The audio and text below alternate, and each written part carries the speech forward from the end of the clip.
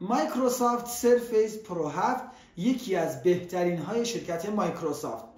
سلام دوستان، به یه ویدیو دیگه خوش اومدید. میخوایم در مورد سرفیس پرو 7 همون یه توضیح مختصری بدیم. سرفیس پرو 7 با کیبورد مخملی میتونید استفاده کنید، مگنتی وصل میشه، اینجا خیلی راحت جدا شونده هم هستش، میتونید از قلم استفاده کنید چون صفحه‌اش لمسیه. اینجا تشخیص چهره داریم با وبکمش، اینجا میتونه دوربین حرفه‌ای داریم که کیفیتش واقعا عالیه. پورتاشو بگم برات، یه دونه جک هدفون داریم اینجا، جک هدفون خیلی ریزه کار گذاشته شده اینجا، و یه دونه تایپ سی، یه دونه پورت یو اس بی، اینجا هم جای شارژتونه و میتونیم اشاره کنیم به این جای SD کارت، میتونید یه دونه SD کارت هم بهش اضافه کنید.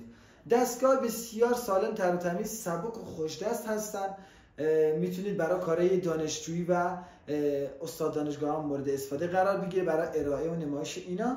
و حالا از مشخصات داخلی دستگاه بگیم.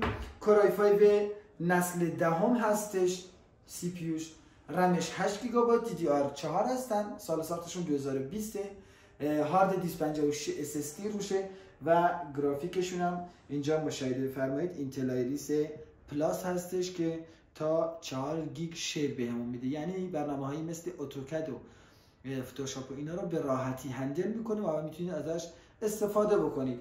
دستگاه بسیار سالم، تر و تمیز، تعداد هم موجود داریم، موجودی هم به اتمام برسه دوباره شارژ میکنیم. ممنونم از نظراتی که این زیر برامون میذارید.